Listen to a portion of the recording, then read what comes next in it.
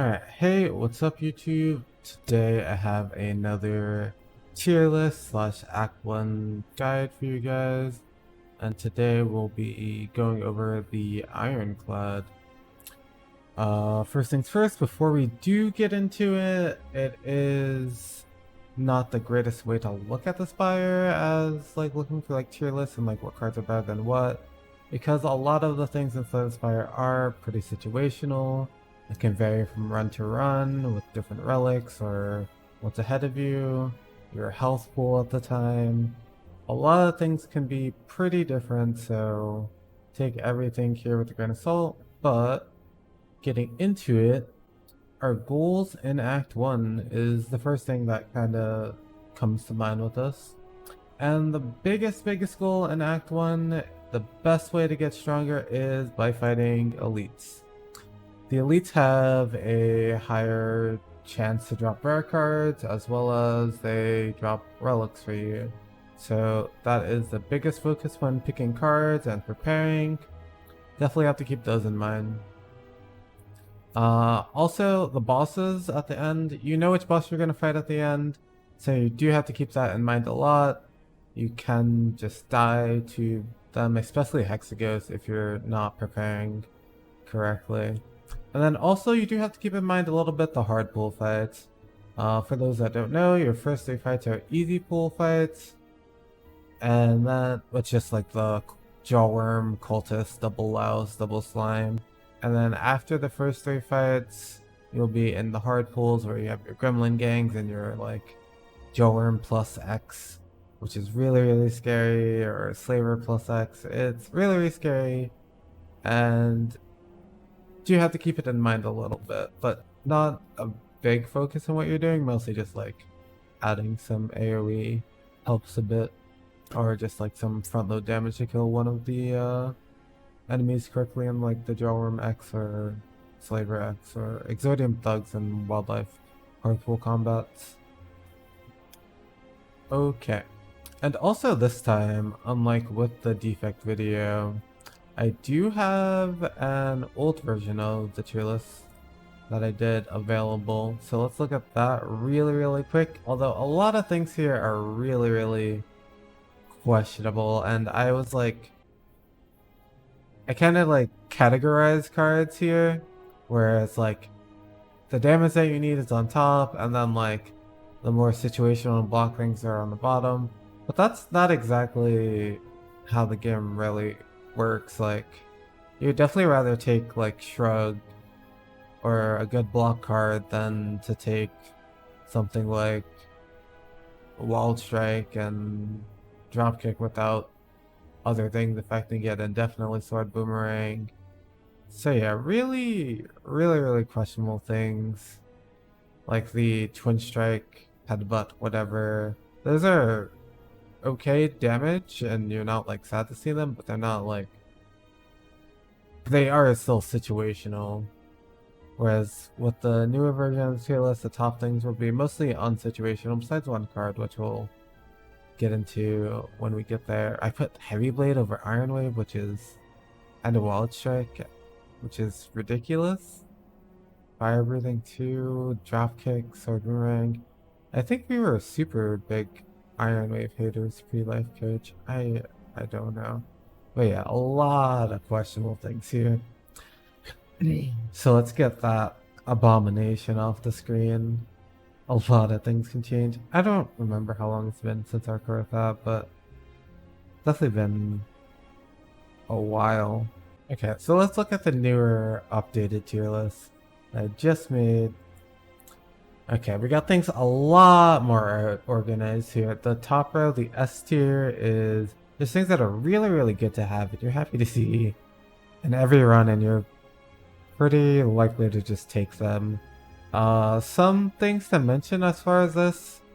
Some people will say that like Carnage is better than Hemo, and I could see that. I just think that with how often you take like 2+ cards, 2+ cost cards on Ironclad, Hemokinesis costing 1 can be a really big deal, so I think that it probably should be a little bit higher, but I definitely can see the arguments for Carnage being higher. They're just both like front-loaded damage. And Shockwave is like probably a little bit worse than Uppercut, like power level wise, as far as Act 1, maybe a little bit, but it just is a lot better as you move on in the game. So I think that does justify it, and it's like good enough. And then two things as far as this tier is concerned is the Battle Trance and the Combust.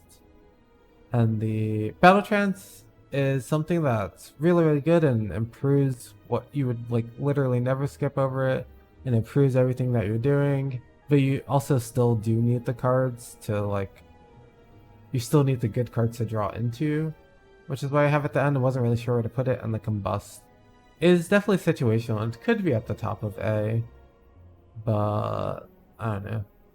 It's really, really good AoE. And instead of looking at these cards in this format, did forget, but we should be looking at them like this, because in the last video, some people did say that was a little bit harder to see.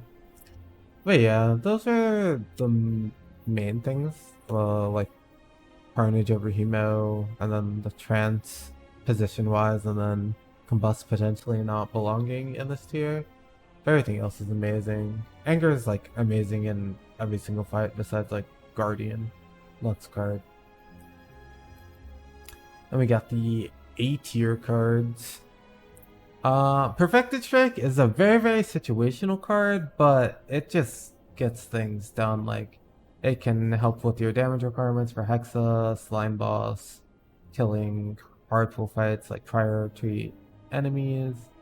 But if you have like a bunch of other damage cards, you don't really want it, and you do want to remove Strike still, so it's not like ideal, but it can be very, very strong. And then like the Iron Wave through Twin Strike is like pretty standard, though, just like good enough and way better than like the mediocre other attack cards in the lower tier, in the C tier. Power Through could belong in B with the other blocks. I'm not exactly sure how I feel about like the Shrug, Ghostly Armor, Flameberry individually, and which is better. So like it's pretty loosely like, don't look too much into the order that I have the cards in their respective tiers. Like I said before, so Spire is a very you have to be like very adaptable in the game, so just kind of like look at the tiers themselves instead of like the order they are in the tiers. But yeah, Power Through can be very, very powerful, and it's a card that you really, really like to have later on. And if you're in like a Hexa / Slime, you're already incentivized to take like Evolve, and it's really, really good, so probably felt okay to put up here. Whirlwind would be above Cleave, but that's only when you're able to upgrade it. Whirlwind feels really, really bad unupgraded. Spot Weakness can be like somewhat difficult to get going, but it's really, really amazing against Hexa and Guardian, and okay in the rest of the fights. Yeah, that's pretty much it for A. B is the like utility and block cards. Pretty much once you're at the point where you have your damage for like your elites and boss, you really, really want to be picking up these cards. Mostly they're like somewhat iffy because of Gremlin Knob. Like skills can be very iffy. You can't just like take all the skills you see, but these are definitely the cards you want going into Act 2. And then there's like utility like Seeing Red and Bloodletting. You take a lot of 2-cost attacks, so very, very nice to have that little bit extra energy. There's Evolve and Fire Breathing for like Slime and Hexa and Sentries. And then Disarm's good against like Hexa and Guardian, and very good later. And as well as Armaments. Armaments is with the is there with like the intention of you upgrading it in a reasonable time. The C tier is cards that you would definitely rather skip than take for the most part. Some like exceptions to that would be like Blood for Blood and Hexagos Axe if you need it. Can be a really big deal there. Sword Boomerang if you get some strength. Uh, Body Slam if you get like some nice block cards, and it's really nice with Armaments Plus since that could be the upgrade for it to be 0, which is really good, and it upgrades your blocks as well. Dropkick can be pretty nice if you have the vulnerable for it. Better and Hexagos Axe than the others, but it's not like bad. And Infernal Blade is actually a pretty legit card when upgraded. A 0 cost damage card is definitely appreciated on 3 energy. D tier, Heavy Blade is just here aesthetic wise because it looked nicer for the C tier to just be the one line. It belongs in C tier though, mostly just memeing by having it here. Fiona Pain is something that people could be like confused about, but Fiona Pain is like straight up just like a sentries, and if you like happen to draft like exhaust synergies, then yeah, you can take it, of course, but like it's only good into sentries, and then it's like whatever. Definitely really situational. Second one, I'm not the biggest fan of. If you take some like power throughs and have the synergies for it, whatever, but I'm not a super big fan of second one. True Grit is like a super overhyped card, I think, from the olden days. I used to pick it a lot as well, but as I've picked it less, definitely have not really even noticed or missed it much. It's like on the lower end of what like the other cards in B do, but it's a lot worse, and unupgraded it's really worse. So if you like desperately need a block card, you can take it, or desperately need exhaust and you like can upgrade it. I know, whatever. Rupture can be damage that you need scaling. Like sometimes you just like need it until like Hexagos or something, and you like took a combust already, or you happen to like find, if you happen to find Brutality, then it's actually really good card, but it's not super likely that you find Brutality in Act 1, so definitely very situational. And then there is the F tier. I don't think it's really worth much to mention these. I was in a talk with like Jorbs and Baylor, and they said they like Dark Embrace, but I don't know. I think Dark Embrace is really bad. Havoc actually is the one card here I could see being like in the D. I've definitely had some like Hexagos fights where my deck was a little too expensive, and like I didn't have the output to kill Hexagos with the energy I had available, so upgrading a Havoc when I replayed the round was actually the difference. Has definitely made me think about the card a little bit more. But it's hasn't happened like super often, but it can be really nice when upgraded. Very bad unupgraded. But yeah, a lot of these kind of just don't do much, and if you want to know more about why these are so bad, there is the notes section. Let me get that for you guys. Just like in the last tier list video, I have like a notes and chart just to give you a little bit more information about cards that you may have questions about that I didn't exactly cover. Let's see. But yeah, it's just, I will link to this, and it's just some quick notes on each card, quick thoughts, as well as chart with like how they are in hard pool and against each elite, where they're good, bad, okay. I was kind of lazy and kind of just didn't even feel like going over the cards that were like basically unpickable and mostly skip. I will update it, like it's in a like Google, it'll be in like a Google sheet, so I will update the image and the chart if there are things that I think can change a little bit after doing the last defect video and seeing some of the comments on Reddit. There were a couple of cards I think could change. I haven't done it yet, but I probably will within the next week or so. Soon TM, basically. But yeah, just whether the cards are like good, bad, okay.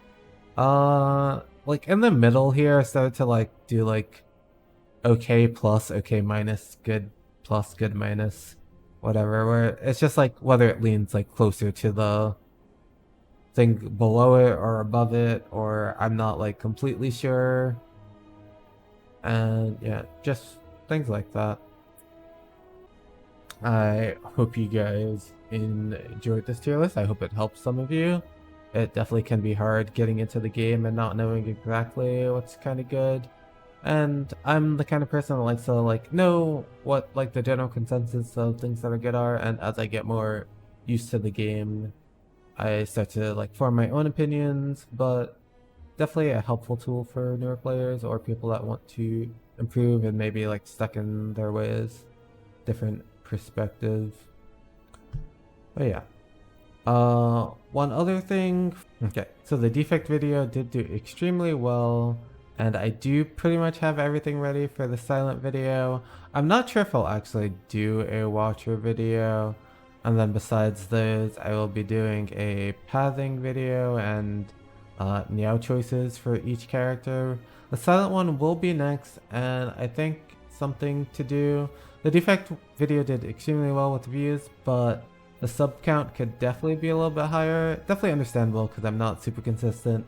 So as an incentive for me to continue to do videos and pushing me to release them in reasonable time and things like that, and to like help support me more, I will be releasing these like more educational videos at different like subscriber counts. At the time of me recording this, I am at 597 subscribers. So let's say when we hit 1,000 subscribers, I will release the next silent video.